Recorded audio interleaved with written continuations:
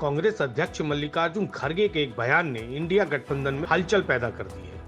खड़गे ने कहा है कि उनकी पार्टी लोकसभा की सभी 543 सीटों के लिए चुनाव की तैयारी कर रही है। गठबंधन में शामिल दलों के बीच सीट शेयरिंग के लिए चल रहे मंथन के बीच खड़गे के इस बयान के मायने निकाले जा रहे हैं। ये कांग्रेस की प्रेशर पॉलिटिक्स का हिस्सा है या कार्यकर्ताओं में जोश भरने के लिए एक रूटीन बयान, यह तो पता नहीं, लेकिन यह जरूर है कि खड़गे की बात ने गठबंधन में शामिल दलों के साथ अन्य पार्टियों को भी बयानबाजी का मौका दे दिया है। खड़गे का ये बयान कांग्रेस के उन नेताओं को खास तौर पर रास आ रहा है जो गठबंधन में शामिल दलों के साथ राज्यों में सीट शेयरिंग के पक्ष में नहीं है।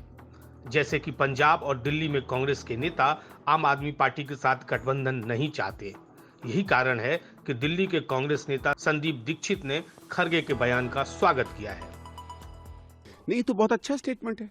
इसका मतलब है कि भाई एक तरफ सीधी बात है, अगर इंडिया अलायंस में हम हैं और हम लोग इस बार बार को रेखांकित कर रहे हैं कि जैसे आपने देखा होगा मुकुल वासनिक जी की कमेटी ने कहा कि हम लोगों ने आपस में तय कर लिया है कि इस राज्य में हम पहले अपनी पीसीसी से मिले और उसके बाद आने वाले अगले 5, 10, 15 दिन में हम अलग अलग राज्यों में अलग अलग पार्टियों से बात करेंगे। तो वो एक प्रक्रिया चालू है। अब स्वाभाविक है कि इंडिया अलायंस जो है पूरी की पूरी 543 सीटें लड़ेगा, और जब आप 543 सीट लड़ेंगे तो अभी तो ये तय नहीं है कि हम कौन सी सीट लड़ेंगे और हमारा साथी पार्टनर कौन सी सीट लड़ेगा। तो अगर कांग्रेस अपने आप को तैयारी नहीं करती है तो जहां हम लड़ रहे हैं वहां हम कैसे तैयार रहेंगे। इंडिया गठबंधन में शामिल पार्टी झारखंड मुक्ति मोर्चा ने खड़गे के बयान को खास तवज्जो देने से इनकार कर दिया है। पार्टी की सांसद ने इसे सामान्य बयान करार देते हुए कहा कि हर पार्टी खुद को मजबूत करना चाहती है, इसे गठबंधन में मतभेद के रूप में नहीं देखा जाना चाहिए। देखिए, कोई भी पार्टी अपने आप को मजबूत ही करती है। हर पार्टी में अब इस तरह का प्रयास, और जब जब चुनाव नजदीक आता है तो सब लोग पूरी ताकत लगा देते हैं। हमारी पार्टी भी पूरी मजबूती से चुनाव की तैयारी कर रही है। आप देख रहे होंगे कि माननीय मुख्यमंत्री सहित बाकी तमाम लोग कितना मेहनत कर रहे हैं। तमाम मंत्री, विधायक, सांसद और जितने भी हमारे पदाधिकारी हैं पार्टी के, सभी लोग मेहनत कर रहे हैं। तो हमें अपनी अपनी ताकत जरूर दिखानी होती है। अगर हम गठबंधन में भी हैं तो गठबंधन के सहयोगियों को भी तो मदद करनी है। दूसरी ओर इंडिया गठबंधन से बाहर बहुजन समाज पार्टी ने खड़गे के बयान को इसमें शामिल दलों के बीच मतभेद का संकेत बताया है।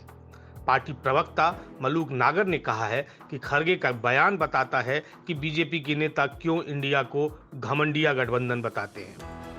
कि जो सो कॉल्ड इंडिया गठबंधन बना है, हालांकि उसमें हम हैं नहीं, लेकिन उसमें जितने भी प्रदेशों के जो क्षेत्रीय दल हैं, अगर ये सारी की सारी सीटों पे अपनी तैयारी कर रहे हैं तो फिर तो ऐसा लगता है कि जो बीजेपी के जो प्रवक्ता रात दिन सब टेलीविजनों पे बोलते हैं और इनको घमंडिया नाम देते हैं, तो अगर ये उत्तर प्रदेश में भी पूरी सीटों पर यही लड़ेंगे, बिहार में भी पूरी सीटों पर यही लड़ेंगे, महाराष्ट्र में भी यही लड़ेंगे, पंजाब, दिल्ली, हरियाणा, सब जगह, राजस्थान यही लड़ेंगे, तो जो क्षेत्रीय दल हैं उनके एंगल से सोचो, फिर तो ये 100% साफ हो गया कि घमंड की बात कर रहे हैं, और घमंडिया नाम बीजेपी वालों ने इनका ठीक रखा है।